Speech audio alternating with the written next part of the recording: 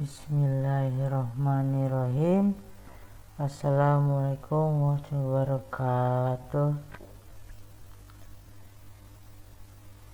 Sebelumnya kita menjelaskan tentang slogan Java Eora. Terlebih dahulu saya memperkenalkan diri dulu. Nama saya Muhammad Sulfadiansyah. Nomor induk mahasiswa 1915 620102. Jurusan Sistem Komputer. Yang mata kuliah saya bawakan ini yaitu pemrograman objek orientasi. Oke, saya masuk materi pertama, slogan Java Eora. Slogan Java Eora ini dikenal memiliki moto Write Once Run Over. Hal ini menunjukkan bahwa setiap kode program yang ditulis menggunakan Java bisa langsung dijalankan pada platform berbeda tanpa perlu penyusun ulang. Penulisan kode program Java biasanya disimpan dalam file berekstensi Java dengan menggunakan Java Compiler. Kamu bisa menyusun file presentasi Java, file berinteraksi kelas. File ini berinteraksi kelas ini yang disebut bytecode dan bisa dijalankan seluruh Java Virtual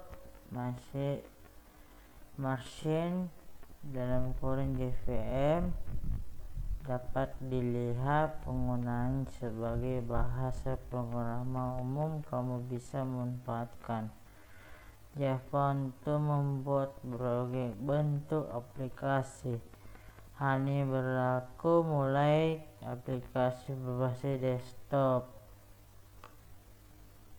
terus bisa mobile hingga aplikasi embedded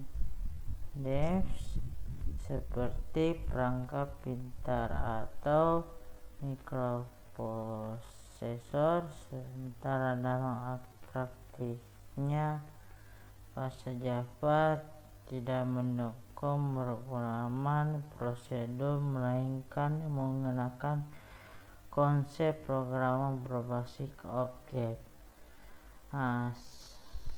Saya ini mau kasih lihat codingannya, contoh codingan slogan Java Eora.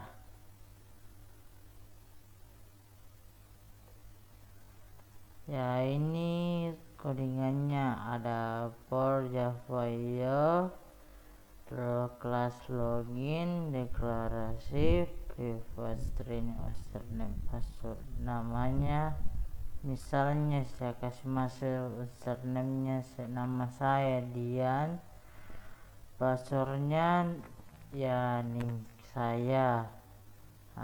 Ketika sudah masukkan username-nya, terus saya login, langsung muncul tampil namaku Muhammad Sulfadiansyah, public string, username string, password string nama. Ya, kayak seperti inilah codingannya.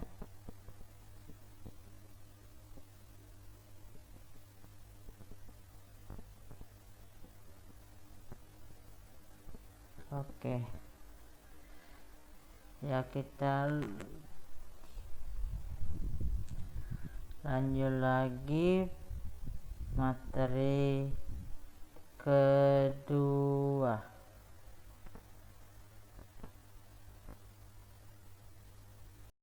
Oke, kita lanjut lagi di materi kedua yang namanya atribut. Ya, atribut itu seperti merupakan nilai data yang terdapat pada suatu objek yang berasal dari kelas.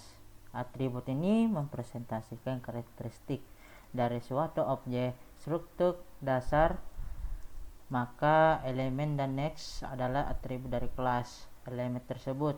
Atribut ini pada sebuah kelas memiliki izin akses jika kelas digunakan oleh kelas lain. Izin akses itu seperti private, public, dan protected. Ya, contohnya codingannya seperti kelas elemen, nilai mata kuliah elemen next, terus elemen konstruktor dan kelas. Seperti ini dia codingannya atribut. Oke, kita lanjut materi ketiga. Oke, kita balik lagi ke materi ketiga. Ya, metode itu seperti apa? Metode itu pada bahasa pemrograman Java adalah perkumpulan baris kode yang dikelompokkan untuk menyelesaikan tugas tertentu. Sebuah metode dapat mengembalikan nilai tertentu dalam kolom memiliki return value, bisa juga tidak void. Metode ini menerima argumen sebagai nilai masukan yang akan diproses di dalam metode bersangkutan. Ya, ini codingannya seperti ini. Codingannya ada kelas main, publish static void my string, double jumlahnya tambah 6,2, jumlah terisi nilai 8,0, sistem open, jumlah tambah jumlah 4, sistem out. Ya, seperti inilah codingannya. Oke, kita lanjut lagi ke materi kelas yang keempat. Oke, kita lanjut lagi ke materi keempat, yaitu kelas. Kelas itu seperti apa? Kelas itu merupakan suatu blueprint atau cetakan untuk menciptakan suatu instansi dari objek. Kelas juga berupa grup suatu project dengan kepemilikan atribut, properti, behavior, dan relasi ke objek lain. Contohnya kelas codingannya seperti ini, ada public class, string read, image, string color, void meow, void hungry, void sleeping. Oke, kita lanjut lagi ke materi kelima. Ya, kita lanjut lagi ke materi kelima, yaitu tipe data, objek, dan primitif. Ya, sebelum saya jelaskan tipe data objek itu seperti mana. Ya, tipe data objek itu adalah tipe data yang tidak sekedar menyimpan data tetapi berisikan juga informasi. Bagaimana juga mengolah data tersebut. Maksudnya ini pada tipe data lainnya seperti integer, float, string hanya berisikan tipe-tipe dia sendiri, sedangkan pada tipe data objek dapat berisikan tipe-tipe data lain. Ya, saya mau lihatkan codingannya data tipe data yang contoh pertama seperti ini. Ada PHP class file membawa objek pesan, ini disebut instalasi pesan, memberikan nilai untuk project dan sebagainya. Kayak seperti nilai modelnya. Saya jelaskan sedikit tentang contoh yang ini pertama. Ya, contoh pertama ini pesan memberikan nilai untuk properti dengan mengakses langsung propertinya. Kemudian untuk mencetak nilainya juga langsung mengakses propertinya. Ya, kita kali ke yang codingan kedua. Ya, pada kedua ini objek pesan memanggil metode tampung untuk memberikan nilai bagi properti seterusnya. Kemudian untuk mencetak nilainya, objek pesan memanggil method cetak, di mana method cetak terjadi proses percetakan nilai propertinya tersebut. Ya, kita lanjut lagi ke materi berikutnya karena videonya terputus, mohon dimaafkan. Ya, kita lanjut lagi. Oke, kita lanjut lagi materinya kita, yaitu tipe data, objek, dan materi ke-6 sorry. Yang ke-6 modifier. Modifier itu seperti apa? Modifier itu ya sebuah hubungan yang pernah kita pelajari sebagai pewarisan. Atribut dan metode di sebuah member biasanya akan ditingkatkan aksesnya di sebuah modifier. Pada hubungan interface, semua member di dalam kelas induk akan bisa diakses oleh kelas anak 11 kecuali member tersebut diberikan modifier privat. Di sini saya sebutkan ada beberapa macam modifier dalam Java. Tunggu, sabar.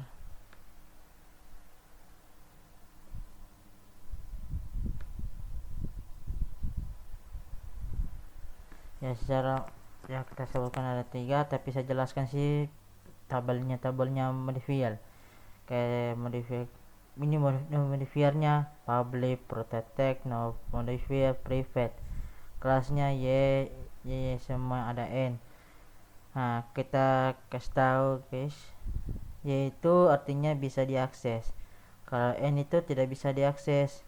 Sedangkan sub class artinya kelas anak. Kalau world artinya seluruh packing di aplikasi. Tabel di atas ini apabila menggunakan modifier non modifier, maka kelas dan member hanya akan bisa diakses dari itu sendiri. Kelas yang berada dan kelas yang berada satu pack dengannya agar bisa diakses dari mana saja. Ada kesalahan sedikit. Agar bisa diakses dari mana saja, maka kita harus memberikan modifier public.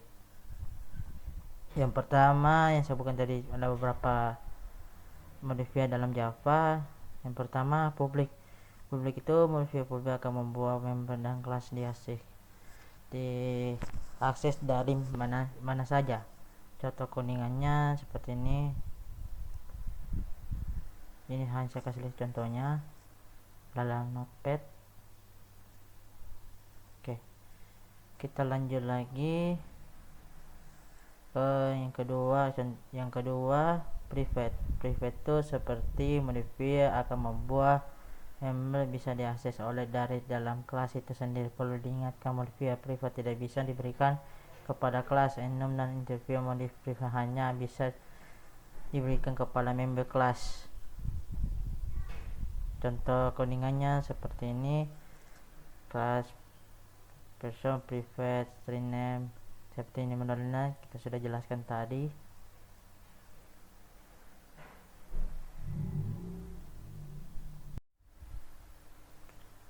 Oke, kita yang ketiga, protect modifier.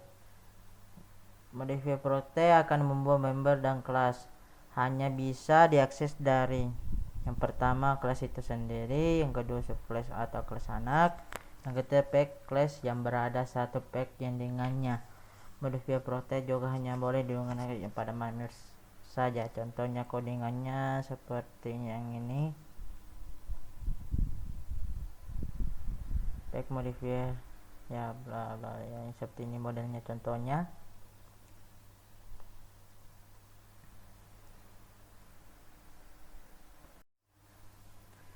Oke, kita lanjut lagi ke materi berikutnya yang ketujuh, konstruktor.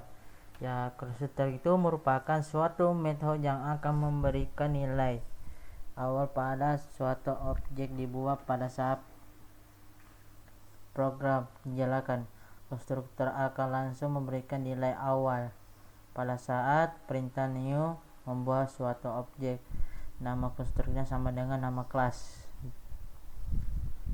ini yang contohnya codingannya konstruktor seperti ini, ada ini bla bla bla, semuanya ini ada di sini semuanya.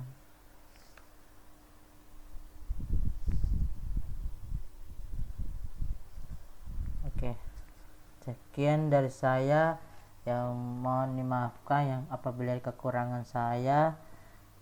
Buat taufiq wal hidayah. Wassalamualaikum warahmatullahi wabarakatuh, dan terima kasih banyak.